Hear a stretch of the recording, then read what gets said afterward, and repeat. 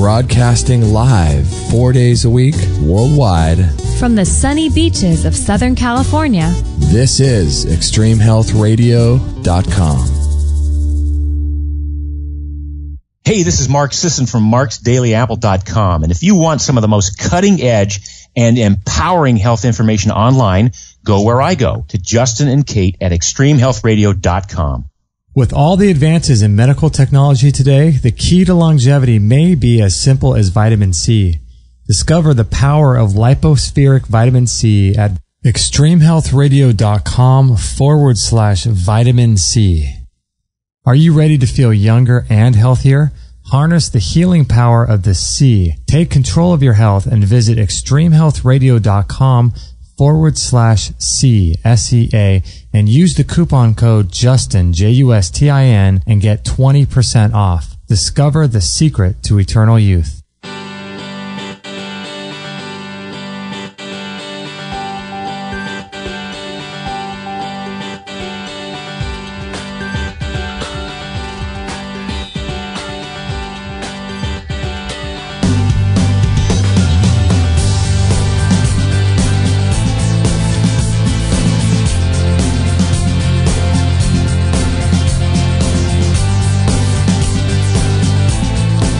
Okay, Monday is here and we're ready to rock and roll, aren't we? I love Mondays. Do you like Mondays? I do. I used to think Mondays were horrible when you had to get up and go into work and in an office, and I don't know. Doing this is just, I get excited about Mondays now, you know? You can't really call this work, can you? Well, you get to talk to some fascinating people and learn a thing or two, so to me it's not work. It's a lot of fun. But yeah, well, I love Mondays. I'm like you. I used to hate Mondays. I used to dread the work week, but I'm really excited now about everything we're doing and all the information we're able to get out, which is a lot of fun. Yes.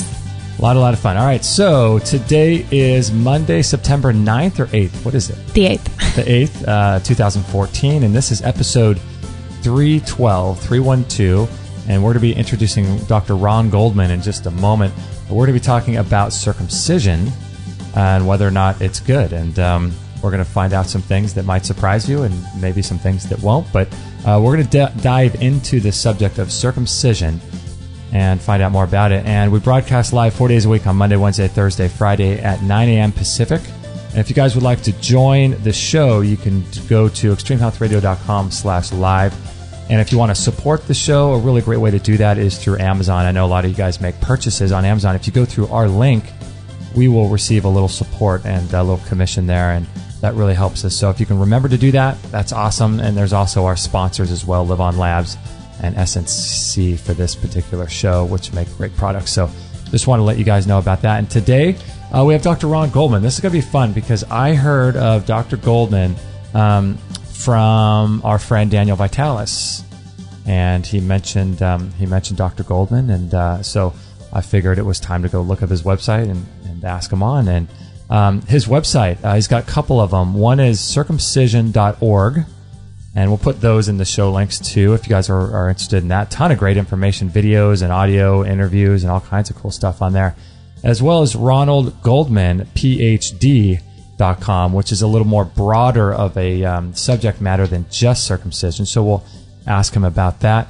And today we're connecting up with Dr. Goldman via our phone line. And we had our sound engineer come on the weekend and fix our soundboard. And hopefully it's working. Fingers are crossed it's going to work, right?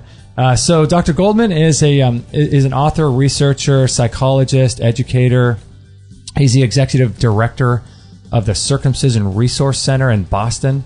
He gives lectures and seminars on the psychosocial aspects of circumcision. He counsels parents and circumcised men and has been a featured guest all over the internet, radio, and traditional radio, media, interviews, all kinds of stuff. And he's the author of a couple books called Questioning Circumcision, A Jewish Perspective, as well as, what's the other one here? Circumcision, the Hidden Trauma, How an American Cultural Practice Affects Infants and Ultimately Us All. So, wow. Thank you so much, Dr. Goldman, for being on the show today. Pleasure to be with you today. So whereabouts are you located? In Boston. I've been living in Boston most of my life, and I love it here, and I'm pleased to speak with people around the country and even the world. Oh, that's excellent. That's excellent. And when did your book, the latest one, when did that come out? Both of these books came out in the late 90s. I did a number of years of research for these books. The information is still relevant today because a lot of the myths about circumcision have been perpetuated for decades. Sometimes the claimed benefits get recycled or new ones come out, but the dynamic behind them stays consistent. We're always looking for some kind of excuse to justify doing this serious harm to children. Yeah, I hear you. How did your interest in this whole topic even begin? That's an interesting question. Back in the early 80s, I attended a Jewish ritual circumcision, and sometimes these rituals are done in the home of the parents. Uh-huh. And the ritual includes inviting friends and family to observe and participate. This is intended as a celebration. It's on the 8th day after the child is born. And in this particular case, the child screamed at the top of his lungs for over 20 minutes. And I was extremely distressed. I was reluctant to go, but I did it as an accommodation to the family's request. And people were crying, including the parents. And I decided that that there's something wrong. I want to investigate this. Why are we doing this? And it turns out a couple of things that affected our experience was that the mother was not given any drugs by her choice during labor and delivery. And because of that, these medications weren't getting into the baby's body through the umbilical cord. So the baby was born naturally. And by being born naturally, the baby was more responsive to his environment. And which is not to say that sometimes babies might withdraw in a state of shock from being circumcised, because this is an overwhelming experience, which we can get into a little bit later. But this baby was fully present, and again, screaming. The feelings that were expressed sounded like anger, protest, fear, just tremendous discomfort and extreme pain. I mean, imagine this being done to yourself, being forcefully restrained, having any part of your genitals cut off by force. This is what the baby had to go through. And so you're saying that that perhaps as a result of the mother having the child naturally, you think maybe if women have children with drugs and all this other kind of stuff, that actually might be a good thing, I guess, if they get circumcised. I mean, the whole thing is crazy, but I guess you're saying that the fact that the mother gave birth naturally somehow affected even more the circumcision. Well, what it did was it likely increased or allowed the child's natural response to occur. And even though the baby screaming is more upsetting to the parents, it's better for the child to respond as he can to this experience and respond emotionally and with his body and however he can, rather than the other alternative is if they withdraw in shock, then they're repressing these feelings and experiences, and that can end up having negative effects, again, which we can get into later. So it's better to be present and respond to one's experience, even though it's extremely painful. Of course, we wish the pain weren't there in the first place. Yeah, exactly. I like that. I like that idea. We'll get into. I definitely want to get into that. I want to start off a little bit a question you probably answered 1.5 million times, but let's get into a little bit about where circumcision started and how long it's been around, and the differentiations in terms of how different cultures perform the procedure and all that. How did it get started? Well, the earliest record goes back over 3,000 years, and that is the Egyptians were using it, again, historically reported that they were using this on people that were slaves to them. So, again, I guess if you're going to have slaves, you're not going to be too sensitive to how other people feel. Right. Right? Yeah. So one of the things they did to their slaves was circumcision, and it's intended to be harmful and to deprive someone of a full sexual response, which of course is pleasurable, is a harmful thing to do. And what happens with circumcision, because it's a trauma, I'm going to get into a little bit of the research and theory here, is that trauma has an effect on people of being having a strong motivation to repeat it on the next generation. Even though nobody's forcing, for example, circumcised men to circumcise their children, when men are circumcised, they tend to want to circumcise their children. It's written in the literature as a compulsion to repeat the trauma. And another example of this, which may be more easy to understand, is that children who are physically abused by their parents, unfortunately this happens in some cases, those children, if they have children themselves when they're adults, they are more likely to abuse their children than parents who were not abused when they were children. You follow me? Yeah. So there's a tendency here to pass on the abuse or to pass on the traumatic experience. Yeah, it's a weird psychological trait that seems to be unique to humans, that we just seem to pass on. If long as something is traumatic, it seems like we just pass on, whether or not you're sexually abused or physically abused. It's a crazy thing. Well, it's part of an avoidance. The response to trauma includes avoidance. Sometimes this is called dissociation or repression, and it's a survival response to an overwhelming experience. Because if we didn't have that ability to do that or that response, then we would be subjected to this overwhelming pain and trauma. And it's more than we can physically and emotionally tolerate. Mm-hmm. So this survival response is to dissociate or repress these experiences and feelings so that we can survive this traumatic experience. Mm-hmm. And what happens when parents who are circumcised have children is they're making a choice, true. But if they were to consider that choosing not to circumcise their son were the better alternative, that would reflect personally on them. In other words, it would reflect on maybe their own circumcision was not a good idea. Maybe they've been harmed by that, and that's something that people are reluctant to feel. Yeah, people don't want to question their own thoughts and opinions about things, especially if they haven't done any work themselves to really think about this stuff. By being personally affected, people are emotionally driven, so to speak, to pass on the pain because the option is to question their own status. Mm. Yeah, I can see that permeating into all kinds of different areas of life, not just circumcision. I can see where people are brought up in a certain way or taught to think a certain thing, and and they don't want to think of themselves as being wrong, or they don't want to think of their parents as being wrong either. Yeah, another thing I talk about frequently in some of my public speaking is the choices we make around birth.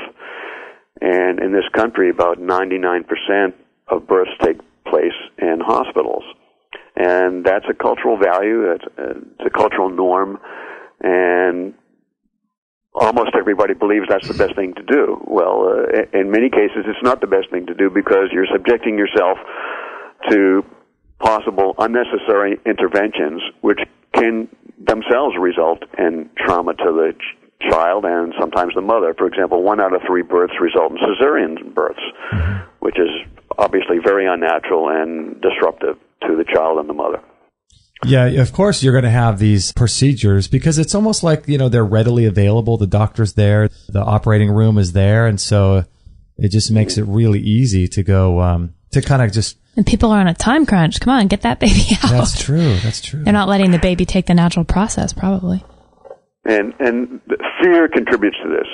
Women are conditioned to be afraid that something's going to go wrong. Mm-hmm. And in order to alleviate that fear, they're culturally trained to feel more comfortable and safer in a hospital. Mm-hmm. But many people have births at home, and they're ecstatic by their experience because they feel in control, and they're having it naturally, no interference.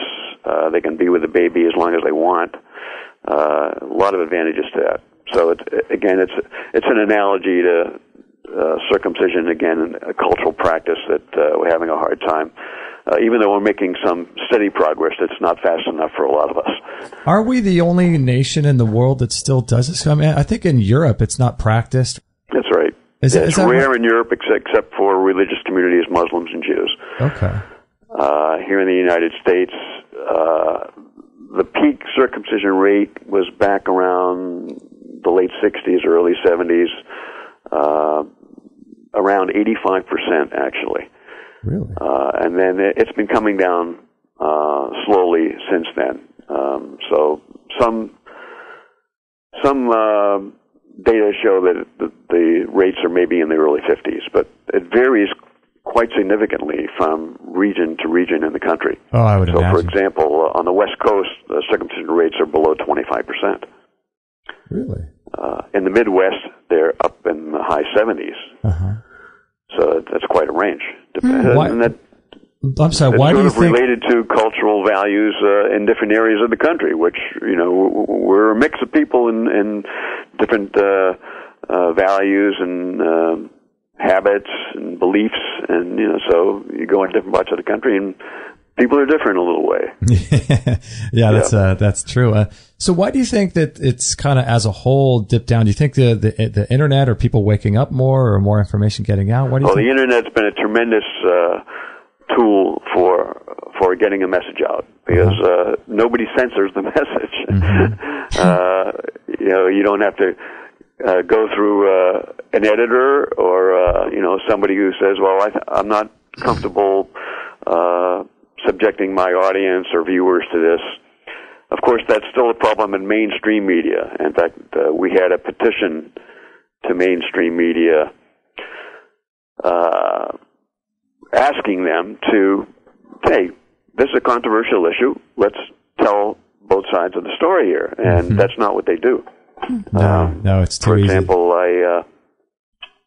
I had contacted the Boston Globe, obviously the local major paper here in Boston, and they had something like 25 stories on circumcision, and none of them wrote about the harm of circumcision. They're all about the benefits, and it's very common with the cultural bias that's the way this practice tends to get reported. And do you think it has something to do with like the patriarchal aspect of how our societies are set up? With the control of men, you mean? Yes. Yeah. Well, again, that's a factor. Just like it is when a circumcised father is likely to want his son circumcised, that's because of a bias or a tendency to want to believe that circumcision is either beneficial or, at worst, not harmful.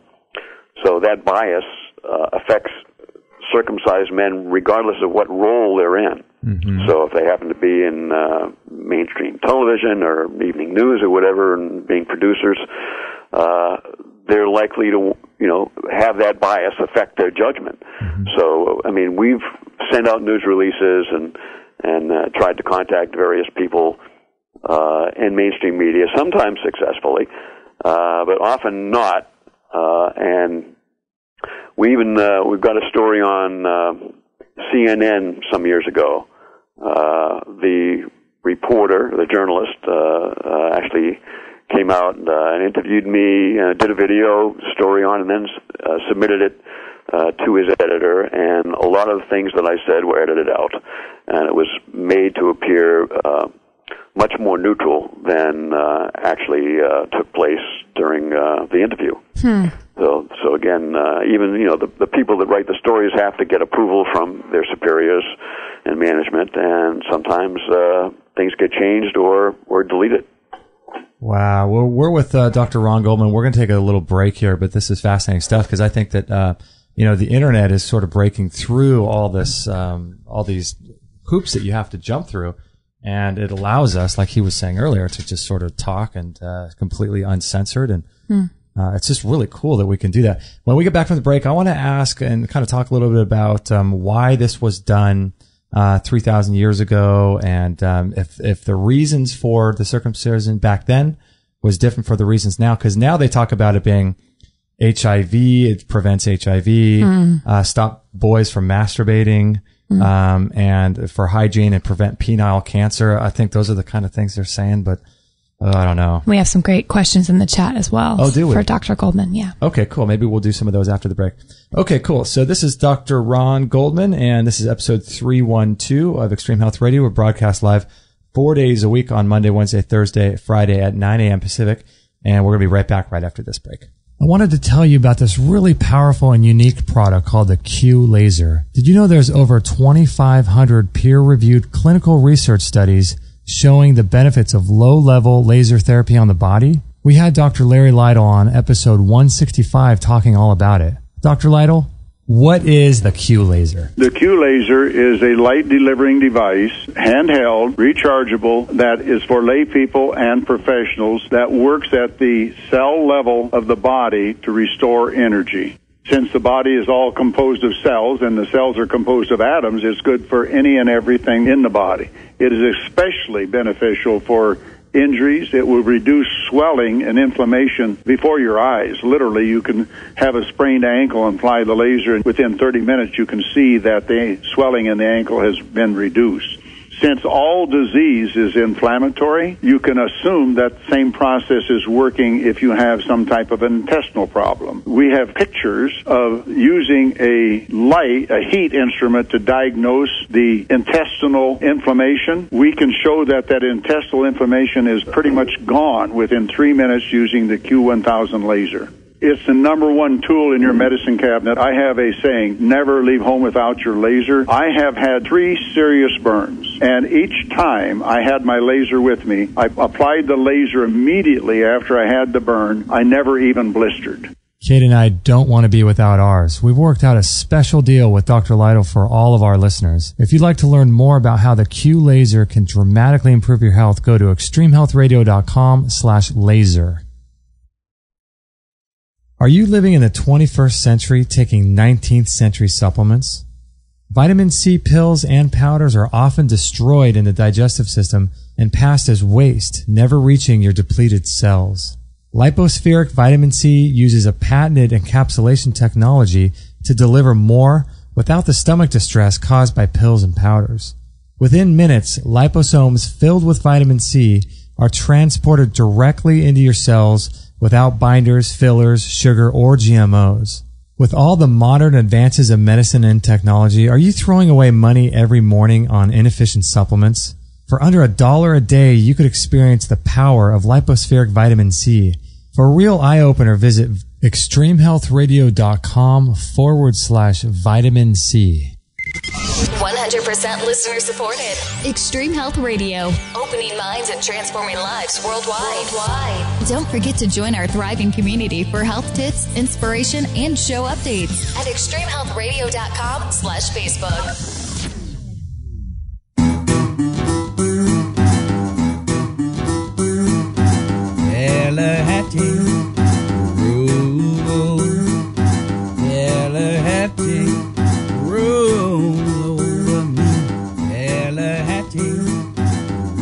So, Kate, I have to say that our technology is working. I cannot believe it. The phone lines are up. Everything seems to be working. We're doing pretty well here. I'm so grateful because we weren't sure if we were going to be able to pull this off over the landline. It's working fabulous. It's working great. Yes. I am the farthest thing away from a sound engineer that you could possibly find. So I'm excited that this is all going well. I'm really great. So I'm wondering if all you guys listening in the chat room can hear us okay and can hear Dr. Goldman okay. Please let us know if you can.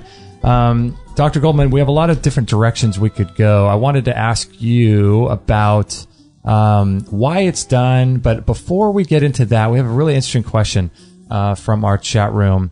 Let me get to it here. Which one was it, Kate? Let's see here. He's wondering if Dr. Goldman could possibly speak about the occult aspects, if he knows, in regards to circumcision and the wickedness behind this practice. Is that the one, Jay? Are we in the interview yet, or is it still break? We're back on. No, we're back on. Okay. I'm having a little trouble with the background sound. Oh, I'm sorry. Okay. Thanks for letting me know that. I appreciate that. Let me. So you're still hearing that a little bit? It would be clearer if There we go. Without the background, it's a lot better. Okay, excellent. Okay, good. Thanks for letting us know that. So what was the question, Kate? I can read it too if you like. Yeah. Morris in the chat room just wants to know if you could briefly touch on maybe the ritualistic sort of wickedness or satanic occult that might be tied into this idea of circumcision that he's heard about. Do you know any? You have any thoughts on that? I don't get involved in that perspective. Oh, okay. My perspective is psychological. Gotcha. And I'm not looking for demons. Gotcha. I'm not looking to blame anybody. Yeah. I'm looking to bring information and compassion to this issue. And what do you have? Do you have any thoughts and opinions about men who have had circumcisions that have a really difficult time having sex and feel damaged in that way? Are there things people can do? That's a great question. Let's talk a little bit about. Most circumcised men don't know what they're missing here, and that's obviously the foreskin. There have been some medical reports that circumcision removes up to about 1/3 of the penile erogenous tissue. That shocks a lot of people. I've done a preliminary study on this, and some men guess that that an adult foreskin now is about 2, 3, 4 square inches. But actually, it's about 12 square inches, and it's a double layer. It's a movable sleeve of skin on the penile shaft. So this movable sleeve provides protection for the head of the penis, which is called the glans. It enhances sexual pleasure, and it facilitates intercourse. And with a movable sleeve, no artificial lubricant is required. So this foreskin contains several kinds of specialized nerves. Men circumcised as adults describe the decrease in sensitivity as like seeing in black and white compared to seeing in color. So you can imagine if you've always seen in black and white, you wouldn't know what you're missing in terms of seeing in color. So men with foreskins, obviously have a much greater sensitivity and sexual response. So without the foreskin protection, there's a progressive desensitization of penile tissue, which is now exposed instead of covered. And this is particularly in older men. And it's likely that circumcision contributes to erectile dysfunction. Now, there actually was a preliminary study that showed that circumcised men were 4.5 times more likely to use an erectile dysfunction drug. So that's the sexual part. If we want to take a break here, I could go on to the psychological part. No, that sounds great. Let's dive into that a little bit. Yes. Okay. So there are studies and surveys that show that some men have disliked being circumcised since they were boys.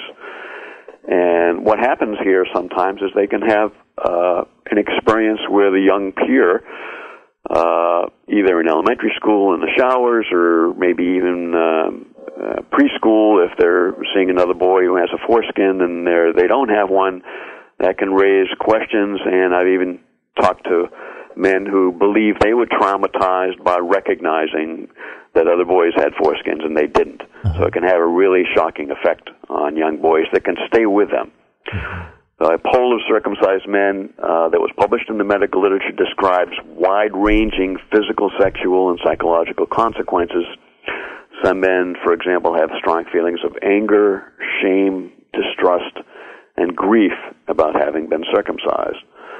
Others have sexual anxieties, reduced emotional expression, low self-esteem, avoidance of intimacy, and depression. So there's lots of possibilities here. We're all individuals, and people can respond in different ways that fits their personality and helps defend them from some of these very negative feelings. It's interesting, yeah, because I've heard people talk about with men, sometimes they have a distrust of women because they were essentially abandoned by their mother at the time when they were the most vulnerable, and the mother handed the baby or them off to the doctor to go get this procedure done. And so sometimes people talk about that as well.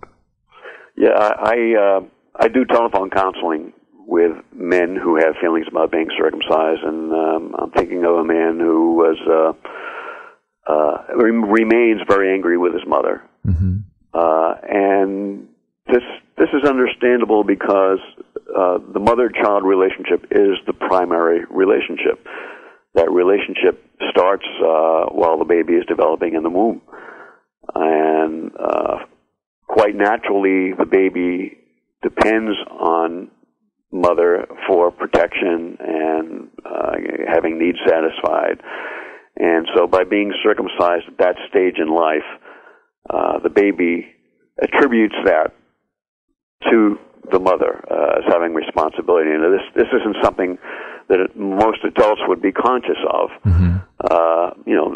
But some men may attribute it to the mother if they start feeling upset about being circumcised. Again, because why didn't you protect me? Is something I've heard. How could you let this happen to me? And the answer is the mothers didn't know, weren't aware, were going along with maybe what the doctor suggested or what they believed, and maybe before the internet was around and they couldn't do their own research very easily. So it can create some distress between the son and the mother. In your opinion, the work that you've done with men through counseling and things, is it possible for men to overcome these feelings through working that out, or is it going to the anger going to go somewhere else? Or yes, it is possible, but it isn't going to happen, in my opinion, by talking about it. Feelings must be expressed emotionally. So some men, if they're angry, it's important that they release that anger with the feeling. And very often, the anger is the feeling that's, so to speak, on top, most easily accessible and aware by the man. And then what often happens is when the man works through his anger and expresses his anger, then he becomes aware of and expresses other feelings like fear, distrust, grief, and goes deeper with those feelings. And these are intense feelings and require a type of therapy or support that can help a man work this out. Just talking about it verbally is not going to really make a whole lot of difference. It can help. It's a start. Sure. But I don't think the feelings can be resolved rationally or intellectually. When those feelings have sort of come into fruition and been dealt with a little bit more, is it possible for the man to have more sexual pleasure even though he's had that circumcision, or is that always going to be something he's lacking? Okay. And there's different ways to answer that. One is by releasing the feelings and becoming more emotional in general, because feelings are connected. You can't repress, let's say, your anger without repressing virtually all your feelings. So that's what happens when men get have a state of reduced emotional expression. I mean, that's a common comment about men by women, is they don't express their feelings very much, very deeply. Yeah. Well, but that's not an accident. A lot of men in this culture are circumcised or have experienced other traumas. These things can be compounded. They can be birth trauma. They can be physical abuse. All kinds of things that again contribute to repression of feelings, because feelings were so painful and negative in their childhood or infancy that they're just protecting themselves. Yeah. So this can be reversed, through the proper kinds of therapeutic support. And then, what I'm getting to is as they are more able to express their feelings, it also opens up the body to a deeper experience of orgasm and sexual pleasure. It's interesting. Why was circumcision done, or why is it done today? Most people talk about the HIV thing, right? Isn't that the big thing people talk about? Well, in the historical context, there have been over 100 medical claims supporting circumcision. For example, circumcision was, and this goes back over 100 years, we're talking about starting around the 1870s. Uh-huh. Circumcision was claimed to prevent or cure things like asthma, blindness, cancer, diabetes, epilepsy, hernia, indigestion, masturbation, promiscuity, tuberculosis. The list goes on and on and on. Wow. So we're still in a pattern here, even today, of coming up with new claims, because what happens is the old claims get refuted or forgotten or ignored. Uh-huh. And when I have said there's a compulsion to repeat the trauma, apparently there's a compulsion among some people to become researchers on circumcision and come up with new reasons to do it. Mm-hmm. So there's no other normal, healthy, functioning body part that has been claimed to have all kinds of benefits if it's cut off.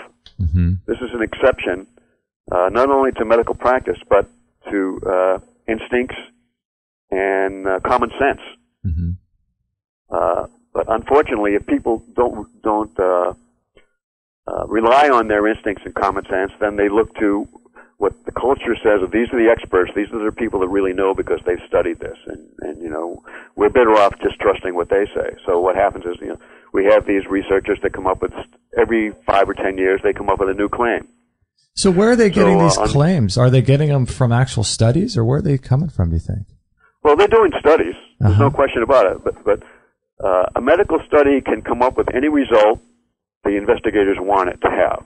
Uh-huh. So when people have a strong bias to come up with a study to show a potential benefit for circumcision, they'll get what they're looking for. And I'm not the only one with this opinion. This is the result of people who have done meta-research on medical studies.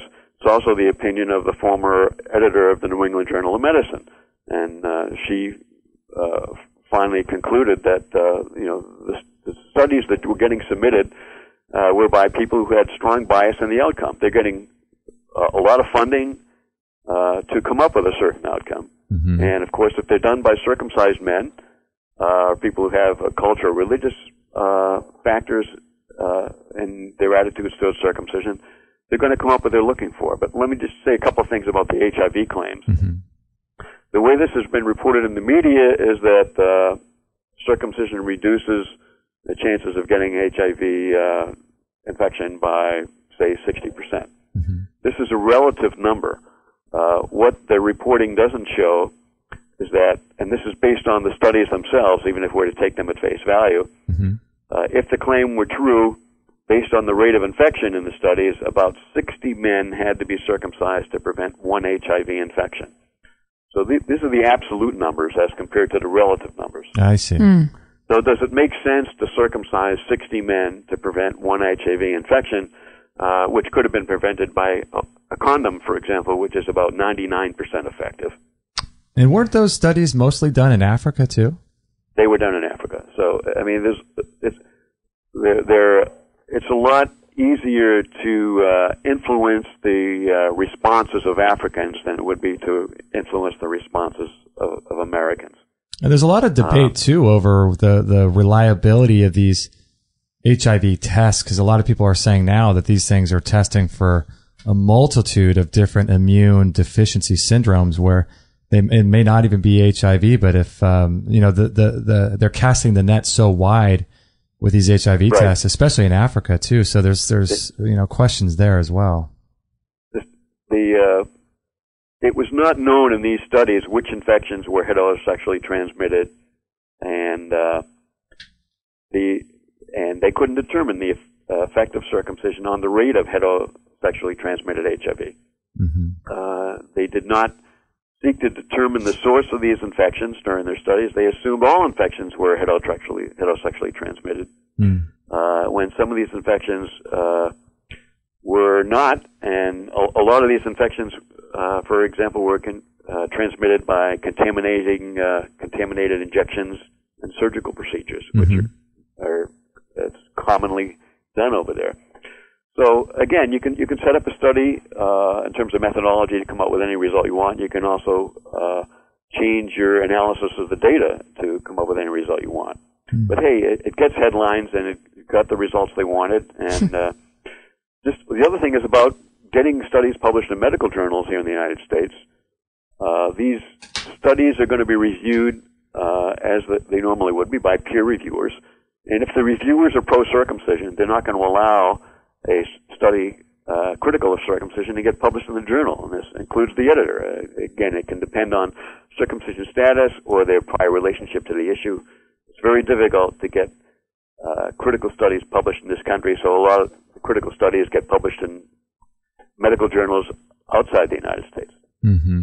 Yeah, it makes a lot of sense. As long as you have these huge medical industries and millions or perhaps billions of dollars involved, it's difficult to get an actual study that provides good and solid, sound results.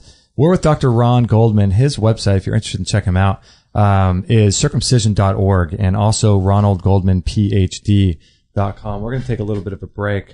Really fascinating stuff. And when we come back, I want to see if there's anything that maybe we can revisit the listener's question. I think Morris in the chat room about restoring foreskin. I know people talked about that, and if that's possible and how that looks for people. Yeah. So a lot of good stuff. This is really interesting. If you know anyone who has, is pregnant or is considering this type of procedure, it would be great to pass this on and maybe open their minds a little bit about circumcision and all of that. So we'll be right back. This is episode 312 right after this break. Did you know that conventional dog food contains antibiotics, herbicides, pesticides, ground up carcasses from roadkill subjected to high heat processing, artificial colors, chemical preservatives, way too many carbohydrates, genetically modified corn syrups, indigestible grains, and a lack of moisture content in the dry kibble? Obviously, this can lead to health conditions like diabetes, itchy skin, teeth and gum problems, liver damage, obesity, behavioral issues, pancreatic problems, and even cancer. That's why we recommend the BARF diet, which is the biologically appropriate raw food diet from Barf World. Their unprocessed raw meats contain bone, organ meats, vitamins, and minerals that are loaded with enzymes. Barf World founder Robert Mueller explains more. Sure, I don't have to convince you on the damage that's caused by high heat to food. So as a result, we see many skin disorders, a lot of arthritis, obesity, heart disease, cancers. I mean, it's just rampant. The vet clinics are just full of these conditions.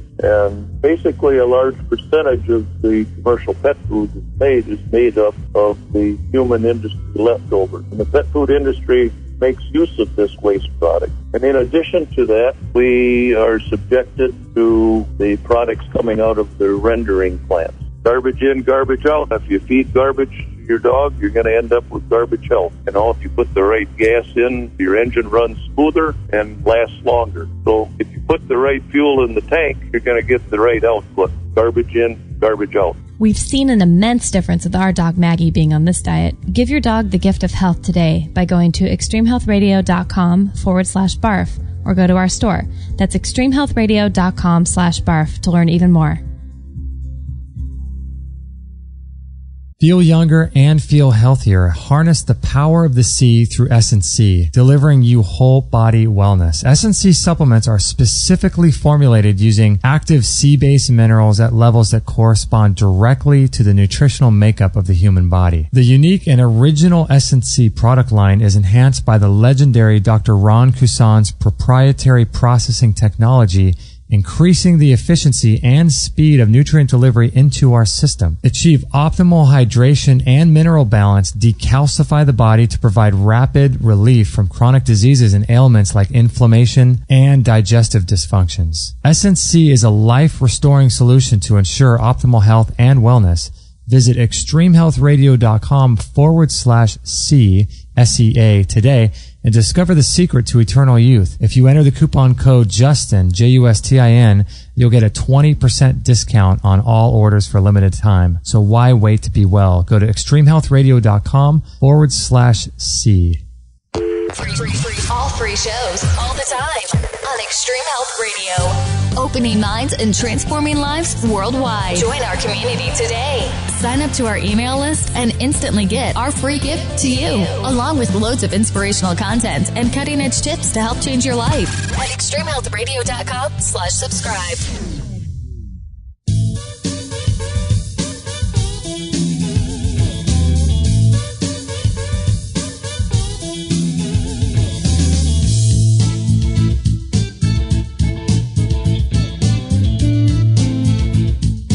All right, this time I will lower the music a little bit more so Dr. Goldman can hear us better. But I know it blasts through the. I know it blasts everyone else's ears out, but we can't hardly hear it. You know what's wild about circumcision is it's so indicative of our mechanically minded culture, isn't it? Where we just think of the human body as like this car machine, where you can just remove parts of the body and for some reason there's going to be no damage. You know, we look at like the no ramifications for missing those parts, those really important parts. The appendix, the tonsils, all these organs, gallbladder, the foreskin, everything. People just take them out, and they're obviously there for a reason. Just really, really interesting how that works when we treat ourselves like machines almost. It's sad. Sad. So, Dr. Goldman, I wanted to ask you really quickly too. There is a definite risk of being circumcised because some children even die from this procedure, don't they? I'm sorry, repeat the question. Oh, I'm sorry, Dr. Goldman. I was going to say that there is a significant risk in terms of the circumcision procedure because some children, albeit very rare, but there have been deaths associated with it. Oh, yeah, that's right. And unfortunately, the medical profession doesn't track and document the complication rate very well. So there's a wide range of reports on just what the complication rate is. What's interesting about that, what I just said, is that at the same time, the American Academy of Pediatrics, which issues the most well-known policy on circumcision in this country, claims that the potential benefits are greater than the risks. So how can they say this if they don't know the extent of complications? It doesn't follow. And professionals in Europe and other countries has such a problem with the American Academy of Pediatrics' latest policy that they put together their own response article, contributed by 38 medical and related professionals in other countries, developed countries, and submitted their report to the journal Pediatrics, and fortunately it was published. And it's just another sign that the American Academy of Pediatrics, we'd like to think they know what they're doing, but on this issue, unfortunately, because of the psychological factors, and there are also professional reasons, and for example, if these pediatricians have done circumcisions themselves, it's very difficult to admit that you've been harming little babies. So they want to believe they're doing something that's helpful or at least not harmful. That's wild. They've had their own sons are circumcised. That's another factor that contributes to their bias. So the bottom line is a lot of people don't trust the American Academy of Pediatrics on this issue, and they seek information elsewhere. Yeah, really interesting. I heard a story recently where they were talking about the circumcision of the child, and they said the child, if they end up getting the circumcision later, like as a young child or young man, they would use anesthesia, which implied that they don't use anesthesia when they're a little baby. Is that correct? Well, that was true up until the late 1980s. Okay. What shocks a lot of people, and there's a lot of things that shock people around this issue, is that circumcisions were done without any anesthesia up until that time because, are you ready for this? The American medical profession believed that newborn infants could not feel pain. Oh, that was up until the documented 80s? Fact. That's what they believed. And it just shows you that people can, even presumed intelligent people, can believe things that are outrageous to other people that aren't caught up in that kind of a belief system. Of course, if you were pinning a diaper on a baby and you stuck a baby with a pin, that baby would be crying. I mean, it's obvious to the rest of us that newborn babies feel pain, but this was part of the denial. And when people deny a certain aspect of reality, they adopt beliefs that are consistent with their denial. So getting back to the anesthesia, when they realized and admitted to themselves that newborn babies could feel pain, then they started working on finding an appropriate anesthetic. And those studies are still going on, and to this day, there's no anesthetic that eliminates circumcision pain.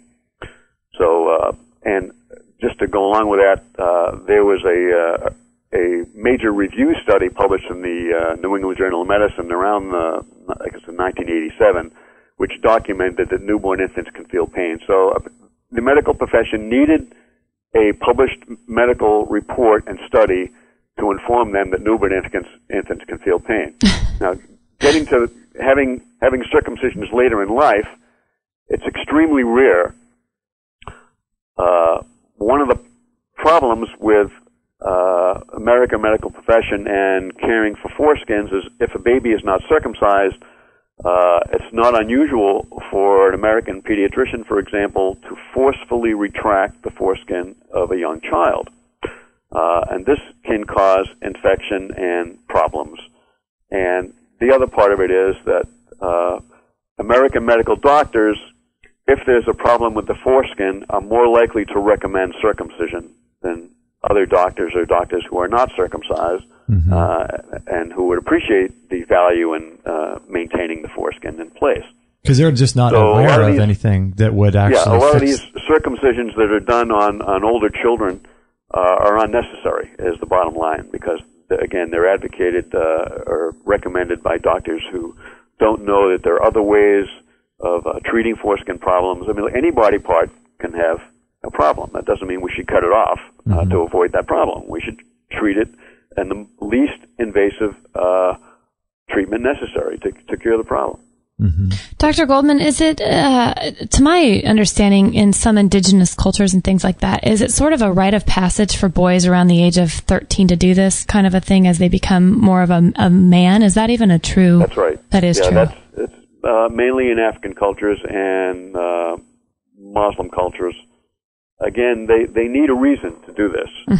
The mind needs some kind of belief to attach to make this horrible thing at least okay in the mind of an adult. So they attach, this is important because if you're circumcised, you're going to join the rest of your peers. It can be, again, initiation in manhood. But these are all beliefs and cultural practices that are used to justify something which is very painful and destructive to humans. And there's even some support that when people or children in particular are circumcised later in life, they have more access to the feelings and memory than they would if they were circumcised as an infant. Yeah. Because if it's done when we're 8 or 10 years old, it's not something we can repress as easily. So that anger or fear or whatever the feelings are that are connected with the circumcision experience later in childhood can have effect on people's behaviors and all kinds of things. Oh, I'm sure. Isn't that wild? Yeah, it can affect your behaviors, and I wonder if there's if it affects so many behaviors that are just we don't know yet. How this sort of cascades throughout all the different emotional traumas in our life. I bet it affects a lot of different things.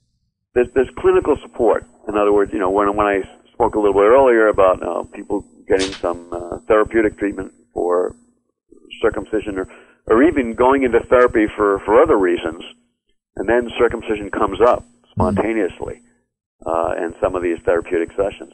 I bet. So when that happens, again, the clinical reports say that men have attributed their circumcision to various kinds of antisocial behaviors or even reduced emotional expression and withdrawal, difficulties with intimacy and relationships.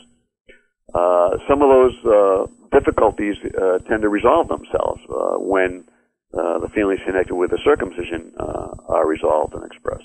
Interesting. So Do you know of any ways to restore the foreskin? Is that being done these days? Or is it possible? That's another part I wanted to get to. It's not something that our organization gets involved with directly, but there are resources on the internet for people who are seeking to restore the foreskin. And just basically, the way this is done is by and there is particular devices that are made specifically for this purpose. The idea here is to apply persistent tension, stretching the existing penile skin over a period of time, and it can take months or even maybe a couple of years, depending on how men do this. By stretching the existing penile skin, obviously it becomes longer, and it gets to the point where it can cover the glands or head of the penis and provide a substitute, so to speak, movable sleeve of skin. It won't have the original nerves. They're gone forever. Right, and as well as the sebaceous glands too, right? I'm sorry? As well, it won't have the nerves as well as the sebaceous glands too, right? Yeah. It'll be missing a lot of the anatomical features of an original foreskin, but men who have done foreskin restoration claim it improves their sexual response, and they feel better about themselves. So it's their choice, and if it's something that's of value to them, they have the option to do that. Some men are very pleased with the result. Are there any risks associated with that you know of? Risks about the restoration? Can anything kind of go wrong or become a worse situation for people? Well, I generally would say yes, but I'm not involved enough to be able to go into detail about that. Okay. So certainly it would be something people should take care and probably talk to other people who have done it successfully, or I would suggest networking about that so that one really knows what one's doing before getting into that. Interesting. Wow. Well, fascinating stuff. Thank you so much, Dr. Goldman, for being on the line today and on the show. We really appreciate it. And can I wrap up with one quick chat room question? Yeah, please. We have a guest that just asked, how long does Dr. Ronald Goldman give for this barbaric practice to completely fall out of fashion? Ooh, good question. Any thoughts? Please repeat that. Oh, sure. We have a guest in the chat room that asked, how long, in your opinion, would you give for the barbaric practice of circumcision to fall out of fashion? Oh, wow.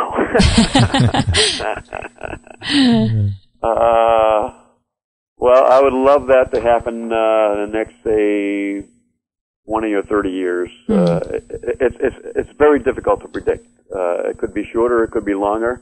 But a couple of ways people can help that situation in this country is contact their directors of Medicaid in their states and urge their state directors to stop funding circumcision under the Medicaid program, which is a violation of the regulation to only fund medical services which are necessary. Obviously, circumcision is not necessary. And another thing they can do is to perhaps contact their local attorney general and try to ask them to urge the Medicaid office to stop funding circumcisions. Oh, that's wonderful. So there's some local action people can take, and if they want more on that, they can contact us. Yeah, great. That's great. Circumcision.org. And tell people a little bit about RonaldGoldmanPhD.com. I give speaking presentations. The main one I do is called Creating a More Peaceful Society by Confronting the Origins of Violence. And what I'm doing here is making connection between early childhood experiences, mostly in infancy, and later behaviors when children don't get their needs met. Obviously, they're not happy. Sometimes they're angry, sometimes they're scared, sometimes they don't have a connection with the mother. When we don't have a connection with a mother, or a strong connection with a mother, it affects our relationships with others for the rest of our life, because that is the primary relationship. There's a lot of research in this, and there's a lot of common sense behind this. If your primary relationship is disrupted, then you tend to withdraw, and you're not as responsive to other people later on. So I want to educate people about various things like birth, lack of physical connection between the mother and child, for example. I also talk about corporal punishment, circumcision is in there, sleeping arrangements. There's all kinds of cultural things that we do that we think are good for the children that actually are not. So, again, if they want more information, the website's there. Wow. And so you're contributing to that on a daily or weekly or kind of basis? Oh, yeah. I'm always looking for new audiences. They could be lay audiences or professional audiences. I've talked to childbirth educators, people at universities. These are things that unfortunately aren't taught in most traditional venues of education. So I'm doing the best I can to get a message out there for people that be more informed, so they can make better choices. Yeah, for that's the whole. and their children. Yeah, that's the whole thing, right? Just allow people to know that they have options, and just be aware and awake that there are other options out there. I love it. Yeah, and reminding them to trust their feelings and instincts, and not just the experts. Yes, that's a big one. That is a big one.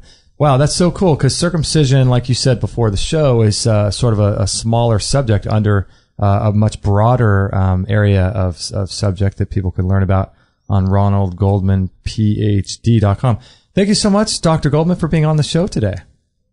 Pleasure to speak with you, and thanks for all the good work you're doing. Oh, thank you so much. All right, hold on the line there, Dr. Goldman, and we are going to close out the live show.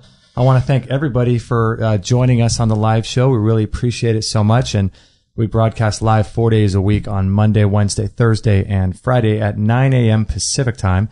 If you guys would like to join the chat room, it is at extremehealthradio.com/live. So we appreciate all of you guys being a part of the show. And then on Wednesday, we're going to have Dr. Ed Park, who's one of the leading anti-aging researchers. We're going to be talking about telomere length and how long it's possible to live. So wow, nothing wrong with that, right? Nothing wrong with that. Nothing wrong with living.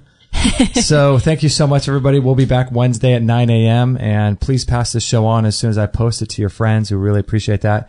And we'll talk to you soon. Okay, well, I wish you well, and it's what you're doing is very important. Letting people know about all this information. It doesn't get out in most other channels. That's right. So thank you. Thank you for your work. We really appreciate you. Thank you. Okay. Have wonderful. A great day. Bye. Thank you. Bye-bye. Bye. Wow, that was crazy fun interview with Dr. Ron Goldman. We're going to be right back. We're going to take a little break here, and we're going to talk about some of the things that Ron said and how they apply to our lives. So we'll be right back.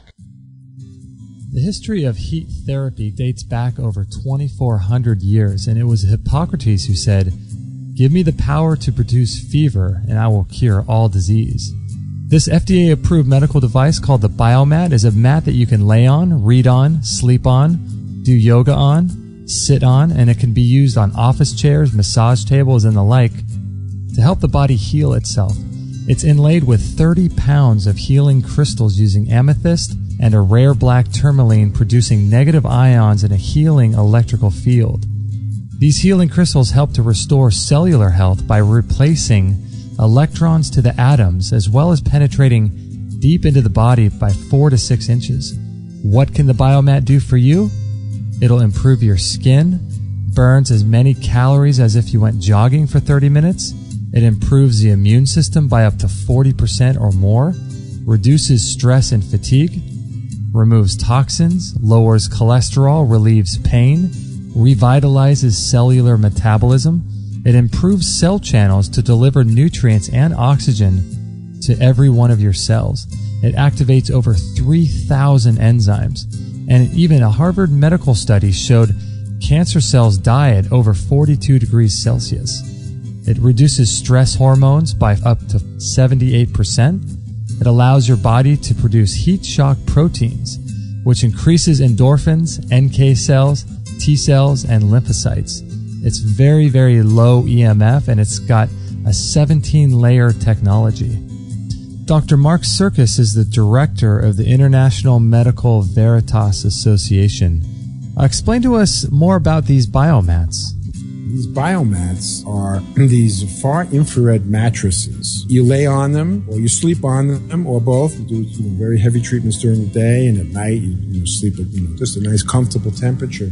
These biomats are like these love machines, comfort machines, and healing machines, because what they do is they just radiate out light far infrared light, and you can radiate yourself all night long while you're sleeping when you're not doing anything else. And what happens is this light penetrates the body and turns to heat. And the first thing that happens when you bring your core body temperature up 1 degree is your immune system strength increases by 40-50%. They feel when you lay down on them, you guys know, you have one. So it's like the feeling is so good. It's like being in the cuddling with a lover, your wife or husband. It's just warmth and comfort.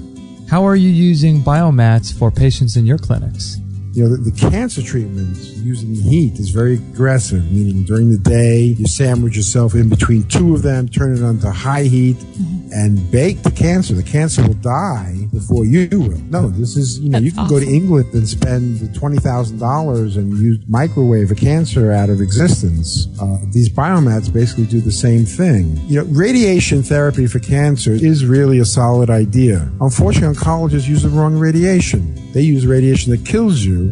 This biomat uses radiation that can save your life and make your life more comfortable, keep you warm in the cold, and help take care of your kids and all, the list doesn't end. Yeah, because isn't there some sort of temperature at which cancer cells will start dying?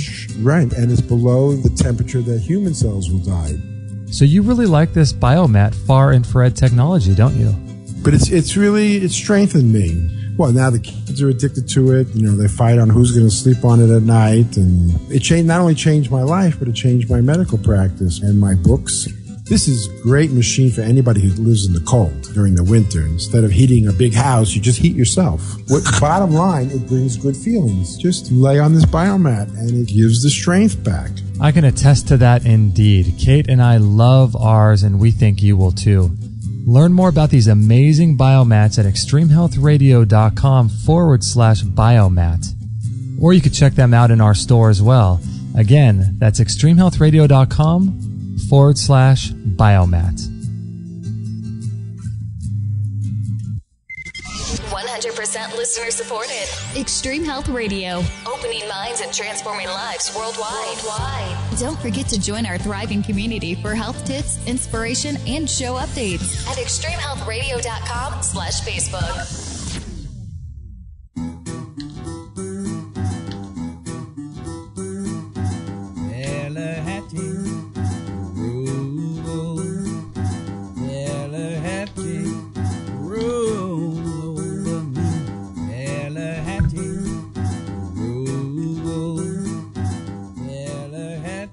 All right, so that was quite a show with Dr. Ron Goldman, wasn't it? Wasn't it?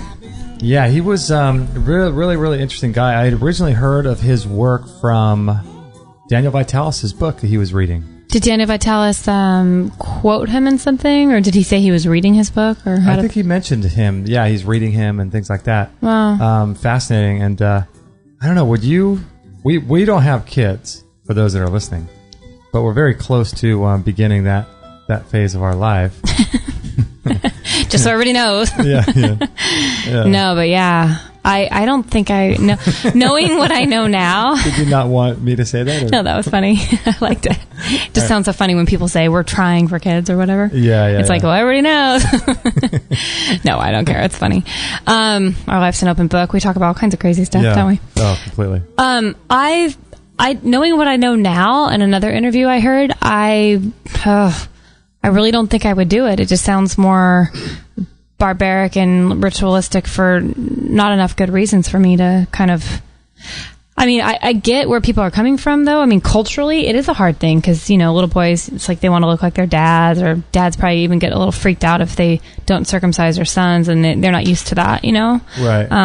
But I don't know. I mean, I've heard too many things that actually just make me fearful of the emotional aspect alone, let alone the physical stuff that could damage them later in life, Yeah, you know what? Have you seen this meme that's going around? What? This meme. What's a meme? M-E-M-E. I never even heard that. You never heard that word? It's like those things that get shared around Facebook and stuff like that, where it's... Like the infographic? Yeah, it's kind of like that. I've never heard that. Okay. Let's see here. There's one that's going around... Oh, I don't think I saved it. Bummer. It was like this kind of funny graphic that said... one day I want to grow up to have my genitalia look just like my dad's. said no son ever. You know, it's one of those some e-cards or something like that. Totally. Said no son ever. You know, but I know, that's so funny. That's true. They make it sound like these kids are like going to freak out if they don't look like their dad or want their dad's parts, you know? That's really, I don't know. It just does not, it doesn't seem natural. I mean, there is a sense in which modern society and modern life has improved our lives, you know? Mm-hmm. But it doesn't seem like it's done a good enough job. I mean, in terms of this type of thing, I mean, what is it really? They say that it gets rid of HIV. How does that even make sense? But HIV is just, all those studies apparently were done in Africa. Mm-hmm. And then the HIV standards, I mean, people that have the flu are coming up HIV positive. So it's any immune compromised situation that they happen to get that test done at that time, correct? Yeah, yeah. In terms of HIV, I think that's kind of a moot point. To stop masturbation, I mean, that's just, you're basically telling people not to be human. I mean, right. You're not going to stop that, that's for sure. Yeah, it's as if that's stopped anybody. You know what? Was it that Daniel Vitalis video that we saw once where they were talking about how they did that with women? They would they'd use some sort of acid to burn their clitoris. Yeah. What was that? Yeah, it's female mutilation, or it's called female circumcision. That's what it is. Yeah. Huh? Oh, yeah. Somebody brought that up in the chat room today, too. They said, thank God that they've basically done away with that. But for a while, that seems like that was quite the popular thing to try to keep your daughter from having sex, you know? Was that, so they would do that as a little child, just like they would circumcision? Oh, yeah. Or as a teenager, probably, if they started getting a little randy out there and night on the town. That is crazy. Can you believe that? That's crazy. Wow, I know. It's like the It's like, no longer am I going to just put you in your room and ground you. I'm going to send you in for a medical procedure and just cut your clitoris off. Or burn it off. That's crazy. Gnarly. That is just crazy. But that's just as bad what they're doing to boys. I mean, it's just as gnarly. We just don't think about it because we're social. Isn't it funny that we all react like, oh my gosh, you can't do that to girls. It's so barbaric. But you can't do what? You can't do that to girls. It's so barbaric. Oh, right. But it's like anytime you have a little boy, I mean, they all come out of the hospital completely like circumcised up and ready to go. It's just, nobody thinks about that anymore as just being anything other than normal, you know? I mean, I never thought about it until last few years. Is it a good argument to say that like a lot of men have anger issues, like I brought up to Dr. Goldman before? I mean, is there a subconscious anger that's going on with men that no one? Is that why men get so violent? I mean, is that? I don't know if that's because, like, for me, I don't feel like I'm angry. No, and you don't remember being damaged, and you actually don't have a lot of issues. Yeah. In regards to anything, you're one of the most. You're one of the luckiest, most blessed people I know that doesn't seem to have a lot of major issues, you know, with their parents or with their upbringing or, I mean, I'm sure it affected you on some level, but not to where you're not able to have a normal life at all, you know? Yeah, I mean, my parents, God bless them, they just didn't know any better, and so they subjected me to that, but, you know, it wasn't as if they made a conscious decision. They just did what the doctor tells you to do, and which is normal, but, yeah, I don't feel like I have any anger, but I see that's the thing. It's like it's arguing from something that didn't that like it's like an argument from silence. You know, I can't prove that God does not exist on the opposite side of Pluto. It's like there's no way for me to be all knowing. I can't say that God could be there. You know what I mean? And so I don't know. Would I be a different person if I weren't circumcised? I guess so. According to Dr. Goldman, I would be, but it's hard to know. So I don't feel like, for me, I don't feel anything wrong or, you know what I mean? Yeah. But that's not to say that everything couldn't be 100 times better too. Right. Apparently women have a better sexual experiences as well. If guys aren't circumcised. Yeah, I saw that someone wrote that. I think it was Tana actually wrote that in the chat room. Mm-hmm. She said women don't have to you don't have to use unnatural lubrication, you know? It's like you're more meant to work that way, you know? Better without having issues. Yeah, if you think about it, why would you need like a lubrication? Because the woman is supposed to get lubricated and so is the man. And so this idea of using a lubrication is weird. Well, and then if you want to know what goes into that, you look at the contents. Oh, my gosh, it's like 50 chemicals, it's like, and then you're using that in your most private part, and you're using it inside of you for women. I mean, talk about an onslaught to your health right there. Yeah, and then if you're doing that for long periods of time, it can't be good. It cannot be good. I mean, I guess the doctors, they must do a really good job at scaring people, don't they? Oh, yeah, for sure. Say, I think I saw some here, before the show. It said somewhere, penile cancer only occurs in men who have been circumcised. That was a doctor that wrote that. Really? Penile cancer. I was wondering, what is penile? Is penile cancer like cancer that's on the skin of the penis, or is that a cancer that's like... I'm assuming inside. Inside? I mean, how would circumcision affect... I just don't even understand. And I mean, to make a bold statement like that, penile cancer only occurs in men who have been circumcised. I mean, it's like, how do you... Unless there's never been a case come forward that has been the opposite. There's 3.5 billion men on the planet. How do you know that it only occurs? I mean, that's a... Whenever I see the words only like that... Yeah, I hold it loosely. Yeah, it puts a red flag up for me. I think the thing that would make sense, I mean, I'm not saying that that's true or not, or if he's right or wrong, but it would make sense to me in regards to like the Louise Hay type books that you read about, you will tend to develop a cancer in a certain area where you hold a lot of trauma. And if that area has been messed with, like circumcision does, no wonder it would go toward that specific organ. You know what I mean? Yeah, that's true. Because she was raped a lot as a child, wasn't she? Louise Hay? Yeah, she was sexually abused. And then she ended up getting vaginal cancer? Right, exactly. So doesn't that kind of make you wonder?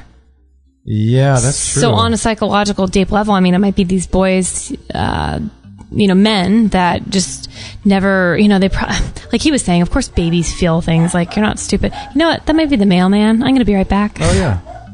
Yeah, it's just strange how that works because... Yeah, it's all good. Yeah, I don't know. Like he was saying, like how people just thought that babies couldn't feel anything or whatever. How crazy is that? Well, I'm right. And now that you're finding out, I mean, I don't know how they can prove this, but the birth trauma alone, the trauma of being born and coming down the birth canal, if it's a stressful thing, they're saying that's one of the things they delve into in like holistic medicine. Like if you could ask your parents about your birth and they'd be honest, like what would you find out? Like that alone can ruin you? Yep. Or set you up for a lot of problems in life. And then if you're being taken away, like they said, like traumatically from your mother, I mean, your body stores everything. Everything. It records everything. So at some point, it would make sense that if you're a man in your 40s and you have not been able to, you just have emotional stuff or you don't even know you do, but you get this, penile cancer, it just kind of makes sense to me. I don't know. Well, think about if the body stores everything and the body records everything within it. This would be an impossible thing to figure out, but is there a correlation between our patriarchal society, things like rape and pornography and sex crimes and prostitution? I mean, can all these stem and be linked to something like circumcision? I don't know. There's no way to prove that, but you wonder... It is a patriarchal society dominated by men and the culture of men. And just about, at least up until now, 70 to 80, 90% of men boys were circumcised. So, just because two things are happening doesn't mean one's causing the other. Right. But is there, if we're to play God for a moment, would there be a way to put a correlation on that and say, yes, if I were God, I could tell you, yes, there's a correlation between those two things, Who knows? Only God knows. I can't even imagine, but I'm sure deep down it has something to do with something, I saw a thing that talked about the risks of the procedure, and it was infection, bleeding, and pain. But that's it. That's it. No death. No death, no long-term trauma, no separation anxiety, no distrust of women.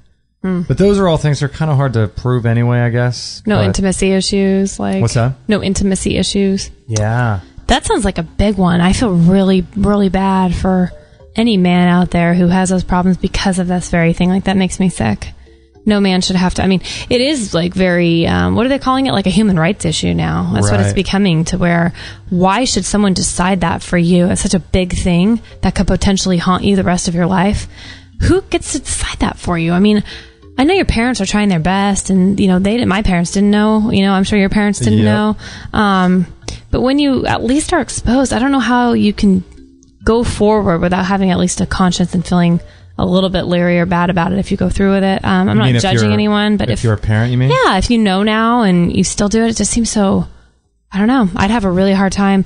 I mean, I don't think it's going to be a comfortable thing if we have a boy and we decide not to do it, because I think our own parents would be like, well, that's weird, or that's different, or I don't know if that, and everybody has there's a stigma attached to it, like, oh, it's so dirty and you can't get it clean, and there's all these things that you hear and people make fun of you, and so I almost think I think a lot of that's just a bunch of garbage, though, don't you? Well, because if a kid went to this is the whole thing. It's our whole society. If you send a kid to school and then they're like taking showers and then they're comparing each other, well, then yeah, that could happen. But why are we sending them to school? Well, why are we sending them to school to get naked with each other? Right? That is weird. At an adolescent stage, at 6 months prior to being in the shower, if you're a boy or girl, 6 months prior to that, your body was completely different. You were totally 3 inches shorter. You were more of a boy or girl. Right. And then a year later, from 13 to 14, it's just a huge difference. Why would you take showers with people in that kind of a stage in life? It's crazy. It becomes very strange when you step back. Why would a public setting make you get naked? When I was in high school, we had a choice whether or not we wanted to, take showers, and nobody did. Nobody did. I don't know about you guys, but we just all wipe off and change, and you'd be in your underwear and you change, but you're never naked with a bunch of people. No one changed. No. Nobody took showers together, either in high school. I played basketball on the high school basketball team, and I never did. In junior high, I never did that at all. So, a lot of people probably did. I'm sure a lot of people listening probably did, and I'm sure our parents' generation, I don't know, maybe that was more expected. Right. In schools, but that is the weirdest concept to me. That is so weird. Isn't it strange? Who'd be okay with their kid going to a public place with a bunch of people that they don't know and feeling insecure and having to take... God knows anything could happen in the locker room if a bunch of people are just naked hanging out. Yeah, it's weird. I don't know. It's weird. It makes you sort of question, like he said, it makes you question whether or not your parents, were enlightened and aware and conscious and open. And then you got to deal with the fact that they weren't. And then you got to deal with the fact that, okay, maybe now I wasn't with our first child or something like that. And then it starts making you question social norms. Why is it that women are used to seeing a male penis that's circumcised? Mm-hmm. And why do they freak out if they don't? Why do men want to see women in push-up bras, which are completely unnatural? It's true. Why do I think that pumps are sexy? Right. It's because I've been just programmed my whole life. Right. And so when you start getting into things like this, it makes you question the way you view everything. Everything. And so it's is an uncircumcised man any less sexually appealing to a woman? They shouldn't be. Is a woman who has breasts that hang down to her waist, navel, you know what I mean? Yeah. Just hang more.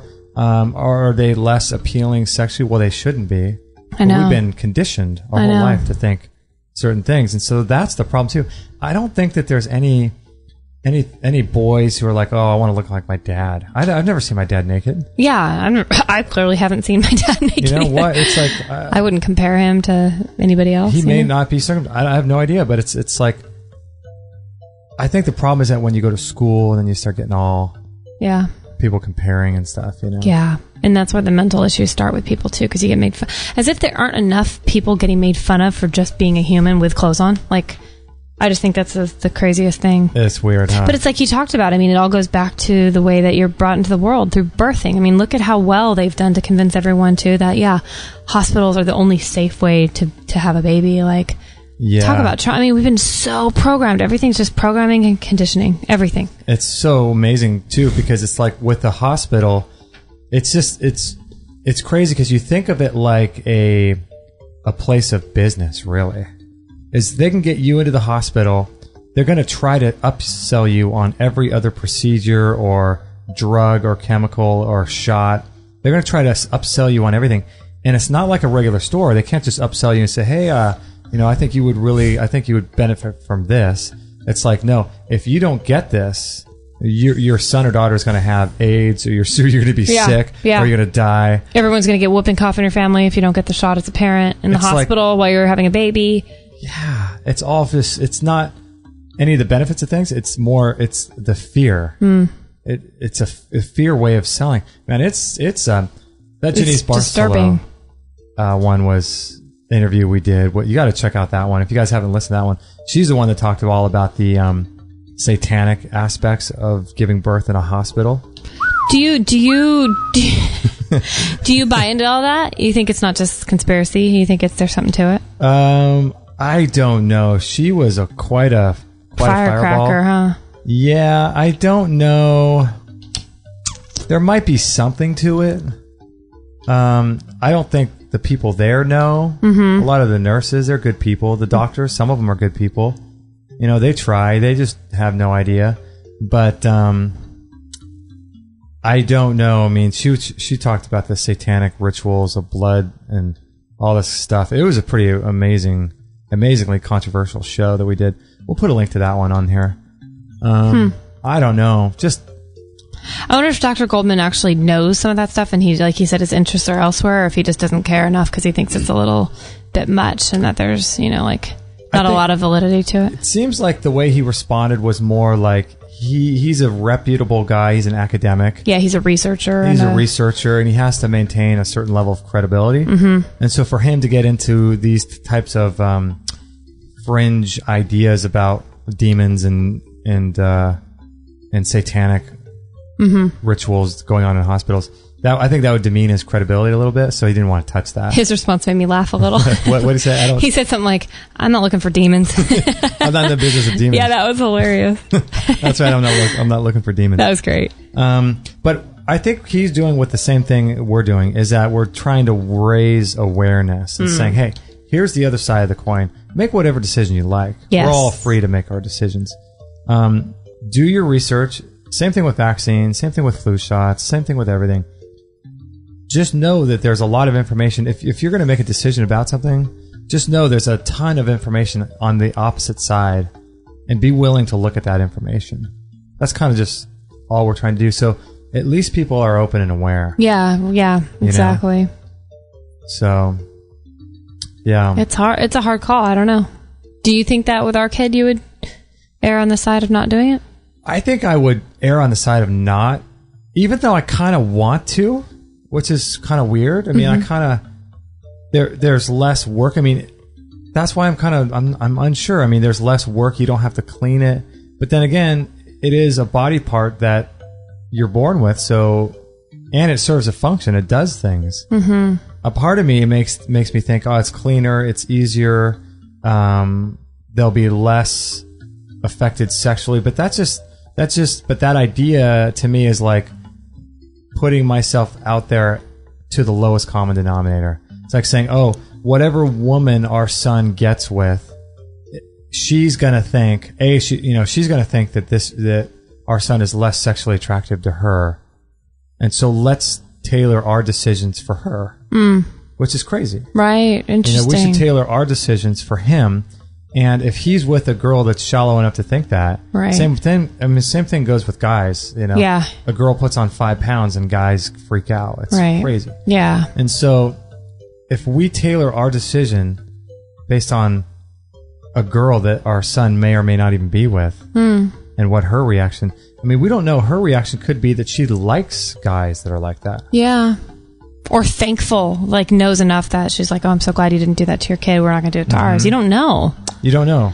And so why cater your decision to the lowest common denominator in the market? And that's saying something about our son too. That's saying that our son is going to be at a low level consciousness where he's going to decide to either date or marry someone like that.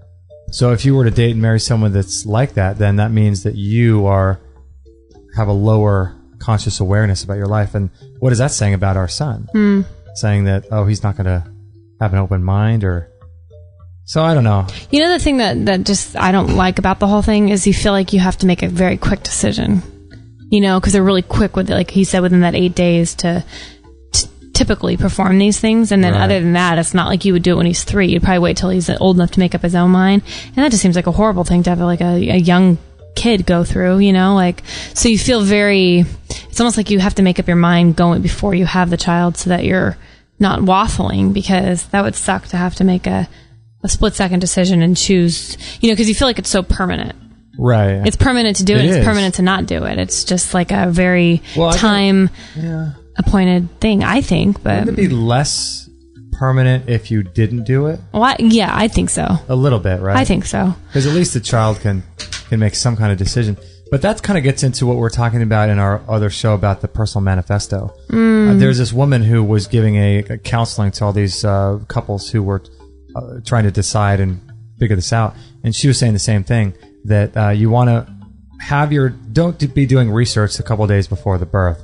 Like, have it figured out before so that you don't get roped into or pressured into a situation, Yeah. And so that kind of comes into the idea of having your own personal manifesto, is what your life's going to stand for, how you stand on these issues.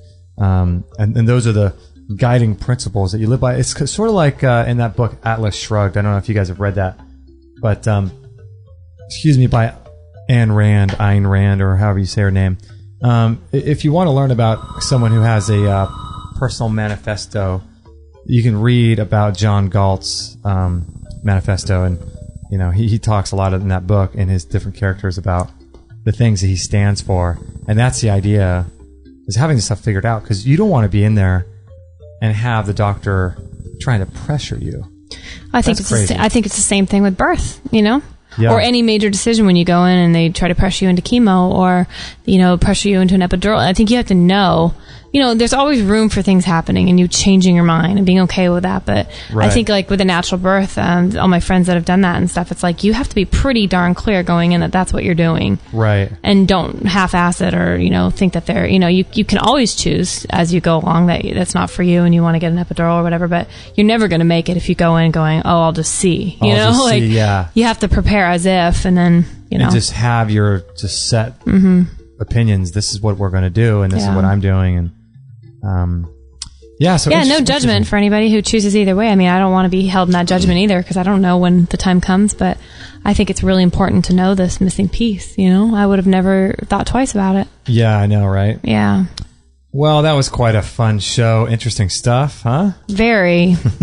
I really, really enjoyed Dr. Goldman. Dr. Ronald Goldman. I wonder about his book, if that's good. Circumcision, the Hidden Trauma. I bet that's pretty good. That's something I want to read up on a little bit more, get more in depth with that before we make a choice. How an American cultural practice affects infants and ultimately us all. Interesting stuff. Interesting. All right, so this was episode 312. So if you found this show to be interesting, please pass it on to your friends via Facebook, Twitter. That would be so helpful. And also, if you guys could do us a favor, something that really does help us, we're trying to get more and more people to subscribe to us, leave reviews and ratings in iTunes and Stitcher.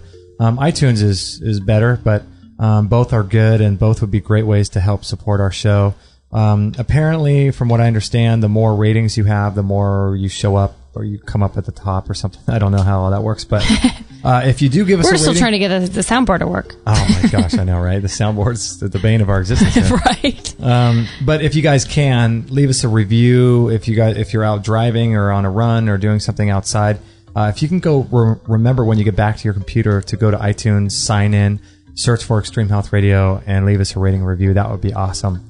We greatly appreciate that. And also, another way that we keep our show free is our sponsors. We have our sponsors page and Amazon, as well as our store, too. We've got tons of really great products on there. So make sure to check that out if you guys are ever interested in supporting us while also getting some really kick-ass products. Good stuff. Kick-ass products. Kick-ass products. So check that out if you're interested in all that. And I think that's about it, right, Kate? I think so. That was a good time. All right. Yeah. All right. I was going to say let's go get circumcised. Let's not. I'll take a rain check on that one. No, all you're open.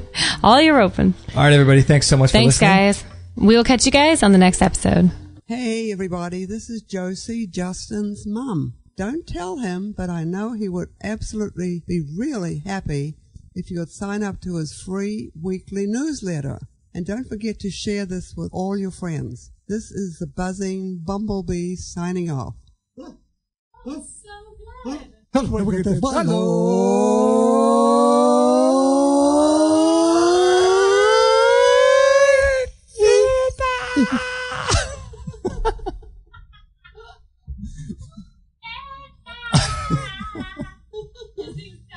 Oh my gosh. Thank you for listening to this episode. It's time to go for now, but our mission does not end with this show. Justin and Kate will be back with another interview packed full of ideas, discoveries, and unique ways to regain your health. Head on over to extremehealthradio.com/subscribe and instantly download our free gift too that contains cutting-edge strategies to start making healthy lifestyle changes today. Word here should be interpreted as a diagnosis of any disease, nor an attempt to treat or prevent